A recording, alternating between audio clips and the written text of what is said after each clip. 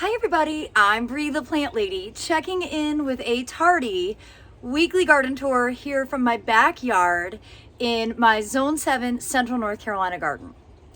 Now, if you're anything like me, this time of year, you constantly feel like you're behind. And I was thinking about it just now and I'm like, stop getting worked up. You're always going to feel hectic in the spring. There's just a lot happening and you're never going to be able to keep up. So stop setting yourself up to feel like a failure. There's no point. Take it in stride, get done what you can get done. And I'm basically just talking myself off the ledge right now. But if this resonates with you, I hope that these words will be helpful to you as well. Enjoy the time you have in beautiful weather. And enjoy your garden and try to not look at the weeds. That's basically what I'm doing right now. So there is a ton going on in the back garden. And without further ado, let me turn this camera around and show you all that is going on because it is so beautiful. And all that effort in the wintertime is definitely starting to come to fruition. So first of all, I just want to pan across the brick patio. I'm going to soon be replanting the succulent table. You can see the broccoli in the tower garden is doing great. It's starting to flower. All of the bed here, the seedlings are all starting to germinate and grow. You can see the buckwheat that was sown a few weeks ago, the nasturtiums that I sowed at the same time. The sweet peas are germinating. Obviously, the edible peas are growing really well. They're not climbing as well as I'd like, but they are setting fruit and I need to harvest those. And over here, I have the first Reese poppy to open. And you can see it's really cute and small. And it's just a really beautiful, delicate plant. Lots and lots to come. You can see tons of flower buds. So very exciting time. Now over into the feed tank bed, I was vacuuming it. There's a lot of stuff still in the air, by the way. I'm not feeling paralyzed by pollen like I was a week ago, but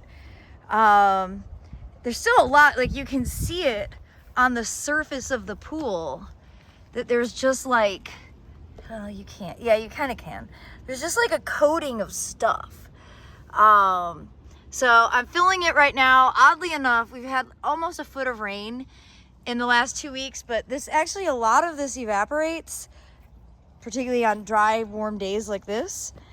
But overall, I'm really pleased with how this bed is looking. The crimson clover that Abby and I sowed way back when in early October is just absolutely beautiful. The barley, doing everything I've ever dreamed for it to do. I love barley so much.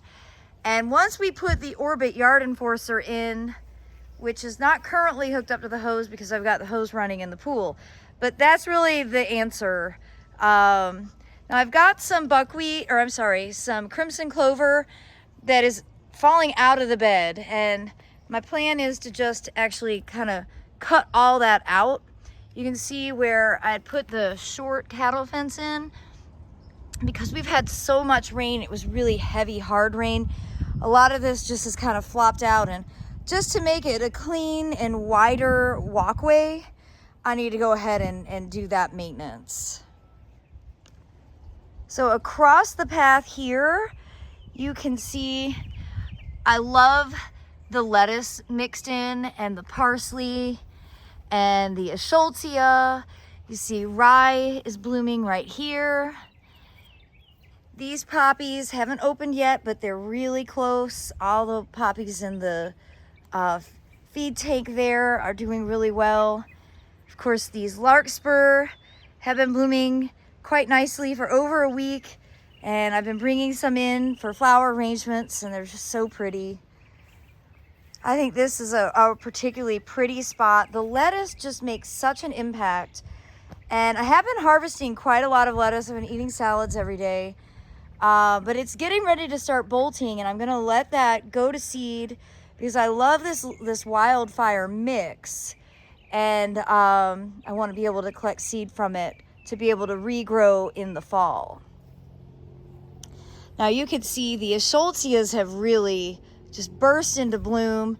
We've got some Lychnis that is coming. You might be wondering about that pepper that I planted far too early. It's hanging on. There's obviously some insects that are attacking it. I haven't done anything about that. I don't really plan to, but it's not dead, so that's good. This border, I can't get over the blueberry set. You know, I was pretty concerned that these blueberry flowers were going to get nipped by cold, and I covered them with an empty soil cube bag. And I'm so glad I did, because look at all of the blueberries. Definitely an effort worthwhile. It's going to be actually a fantastic blueberry season. I showed you this border the other day in the front garden. I just wanted to reiterate how beautiful those Eschscholtzias are. They are so cheerful. And this section, which is much shadier because of the fence, is growing out quite well. You can see some of the broccoli that was seeded back in February is growing out, and that should be heading probably in the next 4 weeks. And lots of cottage garden to come in this border. See these fabulous alliums that I got from Brent and Becky's bulbs. I scattered them throughout several of the borders, and they are awesome. So the violas look amazing. The poppies are coming. The leeks, which have been there for actually 2 years now. And then of course a lot more broccoli that is growing really well. And the broccoli appreciates this slightly shadier environment because we're pretty hot. We're in the 80s now. Though next week we're going back to 40s and 60s. So, you know, in classic April form, there's almost no consistency. But your cool season heading vegetables definitely appreciate a little shade if you're living in the southeast at this time of year. Well, the native fringe tree right there is really showing off. It is so beautiful. It's Chionanthus virginicus. And kind of matching it are these onions that are in flower. So I think these blooms are really quite cool. You know, the onions are really helping deter animals, which I totally appreciate. Now here are those same allium, but getting more sun. And look at how absolutely awesome they are. They're like fireworks. They are so cool. I've wanted these for ages. I'm so glad that I finally ordered them. Here's a few more. And I cannot stop taking pictures of them. I just think they are the coolest. Now you can see this border, no color yet, which is good because the spring open garden is still a few weeks away. But we do have quite a few carrots that are getting ready to bloom, and poppies that have buds, and larkspur that are about to open. And well, I know this is going to look amazing for the open garden, which is Saturday, May 13th from noon to 4 p.m. The full plant list is on my website, breegrows.com. Just go to the Spring Open Garden link on my homepage, and you can see everything that I'll be selling, all the prices. I totally got sucked into the computer yesterday, but I got that accomplished. I wanted to show you some larkspur here that's in bloom. This is a really beautiful pale lavender. And I love having the grains just sort of randomly seeded throughout. This was primarily self-sown. All the really tall stuff, at least, was all self-sown. So this year I'm really just so impressed with all of these cottage garden plants' ability to do their job without me interfering. It's just totally remarkable. And here in the shade, I can't believe how big these nigella are. I've never had nigella this tall. It probably has to do with a foot of rain that we've gotten in the last week, which is completely insane, and it's definitely made the weeds that much stronger. But I mean, look at This nigella is like waist high for me. Usually nigella is like 15 inches tall at the most. So this is a pretty remarkable sight to see. And I have to admit, it feels really good in the shade. Today is pretty doggone sunny and hot. It's definitely, make sure you put your SPF on kind of weather. And this shady property border, I just think it's really beautiful in general. It's really low maintenance. You can see now that the leaves are all out. The Arnold Promise witch hazel with the Coralopsis, the, I never remember the name, but I'll write it in the comments. This is just a really beautiful combination, and I love the pleated leaves, and I like the dark green foliage with this beautiful chartreuse. Back here in the way back, I guess I do want to show you the weeds so that you can feel, well, you can see my reality. This whole weed patch, it's terrible. I've got to do something about it, but time will tell. But I always forget that I have irises, and again, they're like super enormous this year because of all the recent rain. And I don't remember anything about this iris, to be honest. I don't remember where I got it from. I don't know the species, and I certainly don't know the cultivar. But it's looking great. I think it's the prettiest it's ever been in 12 years. I wasn't going to show you the woodland because it's a weedy mess, but I have to show you because the Amorphophallus konjac is in bloom, and I hadn't even noticed it until just now. And oh, it smells terrible. Yeah, it smells like rotten meat for sure. It's not great, but it is such an interesting flower, and you know, totally hardy. It grows really beautifully all summer long. The foliage is really beautiful. The flower, I think, it's a cool oddity, but I definitely grow this more for its foliage than the bloom. And it is a plant that I'd recommend growing not close to your house because it smells like rotten meat. It's definitely not the smell for everyone. Over into my work zone. Let's see if anything is germinated. No peppers yet. Ooh, dahlias have germinated. That's exciting. And I don't see any oh, yes I do. Yes. Oh, exciting. Okay, good. Cream sausage tomatoes. The first. It's amazing they start off so little. Well, hopefully in the next couple of days we'll have a lot more germination. I don't know that I'm actually going to have tomatoes to be able to sell at the open garden. I got them started too late. And that's just part of the reality that, yeah, there's not enough time in the spring to get it all done. Okay, to many, this looks like a crazy weed patch, and I understand. But to me, I am like, oh, it's going to be so incredible. All of these poppies, so many flowers about to open on this side. Really, really exciting times. You know, when they're in bloom, they all make sense. When they are kind of at this crazy weedy looking stage, well, this is why I don't like to have garden tours at this time of year, because I feel like I'll be apologizing to people constantly. But in like a week from now, it'll transform into something that is like out of the movies. It's hard to describe. Now, I do have a lot of weeds, so again, just ignore it. This is the season to appreciate the wins, right? And I'm really excited to show you that I have some more new colors of poppies that just opened today. So of course, this crazy patch of self-sown that are completely blocking the pathway. You can see the ones that have already bloomed, the petals fall off usually within a day or two. They're very, very short-lived flowers, and you don't want to do anything to the seed pods. Just don't touch them at all. Just leave them.